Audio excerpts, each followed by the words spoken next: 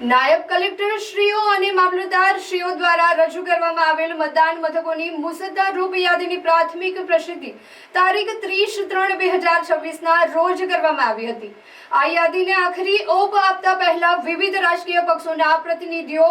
સાથે પરામર્શ માટે જિલ્લા ચૂંટણી અધિકારી અને કલેક્ટર ગૌરાંગ મકવાણાના અધ્યક્ષસ્થાને જિલ્લા કલેક્ટર કચેરીના સભાખંડ ખાતે રાજકીય પાર્ટીઓના અગ્રણીઓ સાથે સમીક્ષા બેઠકનું આયોજન કરવામાં આવ્યું હતું।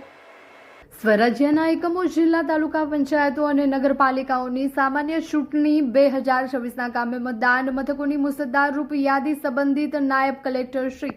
મામલતદારશ્રીઓ મારફત રજૂ કરવામાં આવી હતી, જેના અનુસંધાને ઉપસ્થિત માન્ય રાજકીય પક્ષોના પ્રતિનિધિઓએ મતદાન મથકોની યાદી અંગે પોતાના સૂચનો અને રજૂઆતો કરી હતી।